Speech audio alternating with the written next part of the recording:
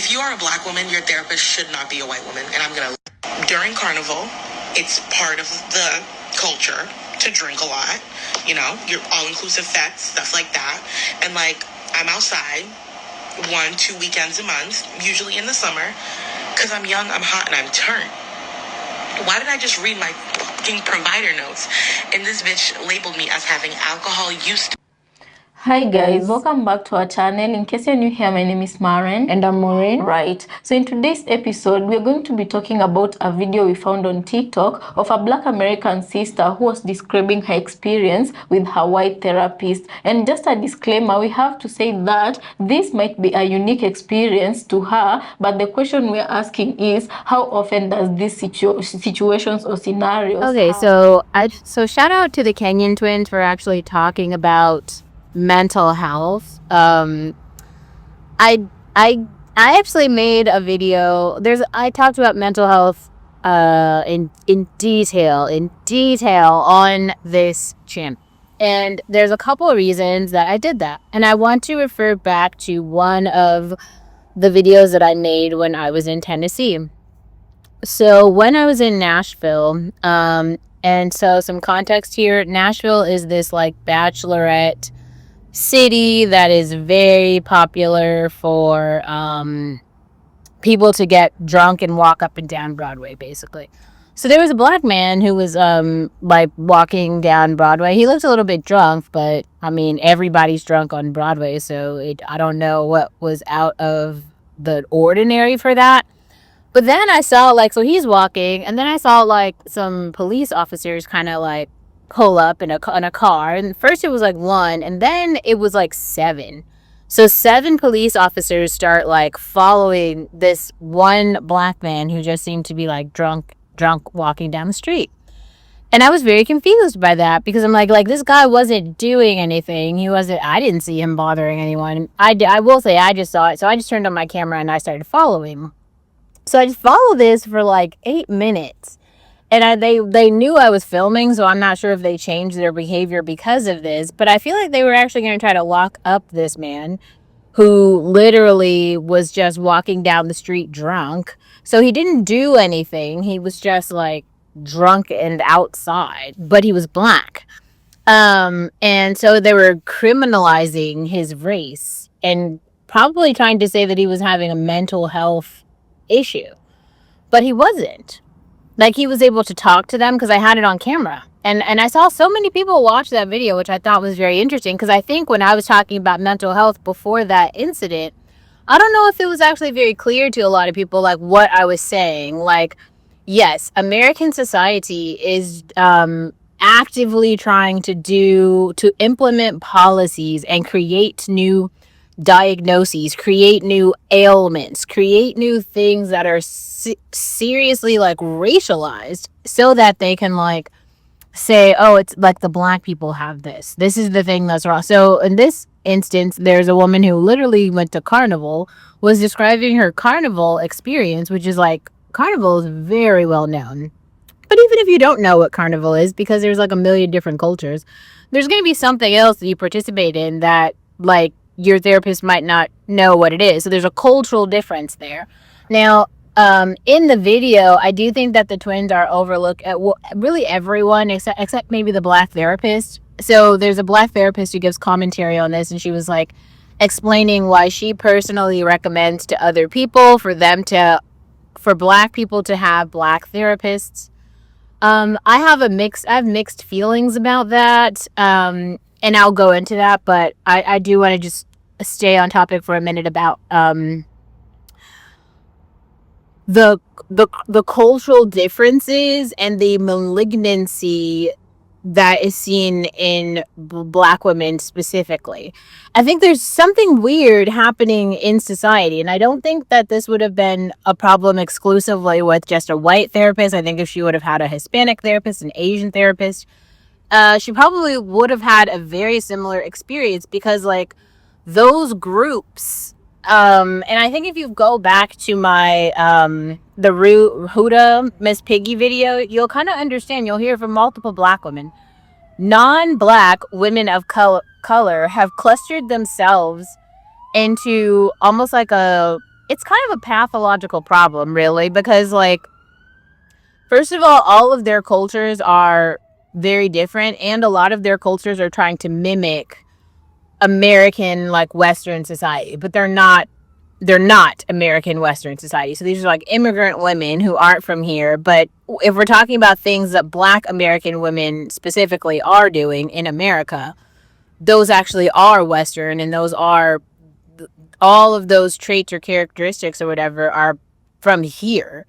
And some things that are very strange when people continuously try to separate society from race and class and culture is it's almost as though they're saying, even though our society as a group, you know, had these laws and these policies and these clusterings and these segregation, and we did all this shit, it didn't actually impact everybody. Only specific groups, like the Black women, for instance, the Black women have this like biological problem, these like mental disorders, even though the whole society is like doing all of these things to these women to cause them to feel this way. It isn't the society, it's them specifically. So that's how, even though Carnival is like 50 million years old, a therapist listens to a woman explain her attendance at Carnival and then diagnoses her with an alcohol problem. It's like, huh. So do you think that that doesn't translate to other things? So maybe like someone has a bad experience with a parent. Now all of a sudden, like, oh, that they have some other disorder. Someone has an experience with a boyfriend. Okay, now she's some other disorder. If you haven't listened to more of Shayna's videos, I think that some of them are very interesting because Shayna does a thing where she describes, and a couple of other people have done this, the way that psychologists throughout history have stigmatized women, so that a lot of the psychiatry diagnoses come from a book, and a book that was written about, I think it was started with something called hysteria. So it was basically women and wives who were not behaving right. They didn't submit to their husbands in a way. They were classified as having, it was like dromorphia or hysteria. I think it was called some form of hysteria. And then they took them away and made them take all these medications and stuff. That was like kind of the birth of modern psychiatry, because psychiatry is specifically that has to do with pills. And I think it's very strange. Also, something that we're seeing on the internet, and I keep seeing this with Choice TV, every time anything is happening, especially with some Black woman, he's like making fun of mental illness. And I think I talked about this yesterday, but it's something that is really bothersome for me because nobody wants to call out the things that are leading these women to have crash outs, these women to have, you know, breaks, to be so overwhelmed with so few coping skills that they kind of are crashing out. But like, it didn't come from nowhere. They're not like peacefully sitting at the beach and then nothing happens, and then all of a sudden, you know, they're like, that's not what's happening. Typically, it's like system after system has failed these women, really Black people. No one has taken any sort of action to rectify the wrong. And everybody just keeps going. And they're like, okay, it's their fault. Ooh, let's write it down in our little book. And this is another reason I think it's very important for Black women to tell their stories to other Black women, right? Bring your stories to the community, because I want to hear what the other women of the other race said and did when this thing happened to you. Don't let your stories go on in isolation, because in the same way that they are categorically pathologizing us, we are categorically pathologizing them. And I'm not saying that in some revenge type of way where it's like, ooh, let's all get them. It isn't that. It's like we all need to be speaking the same language. You see how like this woman understood immediately, oh my God, this woman is trying to diagnose me with something that's based on just something pretty normal that I've gone through. It's the same thing kind of happening with TikTok, where I do think Gen Z has a leg up on everyone else at this point, because Gen Z has been able to use influencing and social media to like categorize every single aspect of their lives. So there's really nothing that they're doing that like the group isn't aware of. And so because of that, none of them are living in isolation. It isn't like, this cultural event that like if there's some new cultural event, some new cultural trend, everyone immediately knows about it and it becomes a hashtag. And so, as some people are understanding that they have ADHD and they didn't know they had ADHD, and now they're learning how to live with ADHD, and there's all these really cool strategies that are helping them thrive with ADHD. That's a positive thing. That's a good thing. I do think there's a lot of people overdiagnosing shit that like they don't have. And then but there are definitely a lot of white psychiatrists who are overdiagnosing, underdiagnosing, misdiagnosing Black people in America solely for the purpose of trying to do cross-cultural examination. Like they don't know any Black people in real society. They don't understand anything about Black culture, nothing. And all they can do is go from their own, what they've read in a book and what they see on television and the music, right? So they have Sexy Red and they have some MTV musical experience, and that is all they have to pull from. There is nothing else. They don't know any other Black people in the world and life. And they went through training too. They've seen a lot of, I don't know, cases or whatever. And all of that has influenced what they believe is reality. It's reality for them. And there's nothing for us to say to that. They are writing their own scripts right now. It's them talking to each other. It's not them talking to us. So some things I really appreciate about that Black woman saying, I want to see the record. Okay, actually, I don't want to work with you anymore. And then advocating for other Black women to have Black therapists. I think that being aware of what is happening is useful. But one other thing that I will say is I think that there's quite a lot of toxicity in the Black community specifically. So I do think that only having conversations about feelings and emotions with other Black people might not get to the root of like your emotional issues, because there's like a bias, a confirmation bias almost that's happening with people who are too familiar with things that they have seen in the past. There's a lot of people don't want to talk about it. A lot of people like to turn a blind eye from it. But I think it should be talked about. Because a lot of people don't know they're racist. A lot of people don't know that racism still exists. It's so powerful that you don't even have to know that it exists for it to work, for it to keep doing its thing. A lot of people lie about being racist. A lot of people are racist and they rock with it. It doesn't matter. Regardless, to be an open racist, to actually be racist, to commit racism in your day-to-day, like actively, you have to be sick. Racism is a sickness. It is a mental illness. For you to have such a hate for somebody, now you take everybody of that group, you lump them all together, you talk about their culture, you talk about how they sound, what they look like, what they do, you lump them all into one and you put it as negative. That is sick. And for you to actually go out and seek and have this obsession with putting them down, that is sick.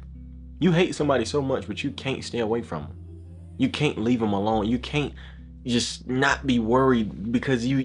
Post-traumatic slave syndrome is an explanatory theory that really looks at multi-generational trauma. One of the things that's difficult for people is their first response is, oh my God, that happened so long ago. We're talking about people being captured, shipped, sold, beaten, raped, experimented on. And then you have to ask the question, did the trauma continue? Yes. So 300 years of trauma, no help, freed. No help, more trauma. If it's a sustained trauma, then the impact of that is also sustained. When we look at multi-generational trauma, we're looking at people who are maybe victims of natural disasters and their families and their children and generations of folks who have experienced war. And we know that there are residual mental, emotional, traumatic impact. And what I did was I started to look at the African American experience, starting with slavery, as a real clear, long enduring trauma. So I started to see that there were clear connections between that survival behavior and contemporary living in African American experience. I started to see common behaviors that I took for granted as, well, cultural. There's adaptive behaviors, survival behaviors. Well, what are they? Let's just say 2019, you have a black mother and a white mother. The sons go to school together. They find themselves at a meeting. The black mother leans over to the white mother and says, I just wanted to mention to you that I noticed that your son is really doing quite well. And the white mother's response is, oh, thank you. She begins to go on and on about he won the science fair, his uncle's an astronaut. She's just oozing. She realizes the black mother's son is actually excelling her son. And she says, well, wait a minute. Your son's the one that's really coming along. And the black mother responds, oh my God, he's a handful, but oh, he just works my nerves. Now, when I'm working with African American people, it doesn't matter what the audience is. It doesn't matter what class. If I were to ask, is she very proud while she's saying those denigrating things? And everybody laughs and goes, of course. There's a secret. Because everybody black knows that even though the black mother is going, oh my God, she's really proud. So now let's roll that scene back 300 years. And let's say this black mother is working in the fields and a white slave owner comes through and says, wow, that boy is really coming along. What is she gonna say? No, he's not. He's stupid. He's shiftless. He can't work because I don't want you to sell him. So I denigrate them to protect them. That is called appropriate adaptation when living in a hostile environment. The little white boy, say Timmy, he feels really comfortable and happy about what his mom just said about him. And Trey looks at his mom and wonders, why can't you be proud of me? Because he doesn't understand the secret yet. And by the time he learns the secret, he will have already been injured by it. Post-traumatic slave syndrome. Like thinking about it today, so I want to record it just so that I can look back at it and kind of review if I still feel the same way. So a lot of people are opening the conversation. They're opening up to having a conversation about mental health and like what it means to be mentally healthy or not in terms of their lived perspective. I think it's a useful conversation to have because so many people have never had it before. So just the fact that people are acknowledging that it exists, great. But it's kind of like, think about if someone were to start to say like the words computer science. Very different from having a PhD in computer science, right? Like I can say the words computer science without having any context to what an algorithm is, what a data structure is, what cloud computing, like you don't have to know anything. You can just say the words computer science. So I feel like that's where people are with mental health. They're like, mental health. That's as far as the conversation really goes. Nobody like digs deeper than that. They just say the words and now they believe they're informed. Fucking Americans, right? But okay. So now people are having a conversation about mental health. And let's talk about like mental health in America. But to talk about that, you have to talk about mental health in relation to trauma, which is also very specific to certain incidents. Like there's context involved.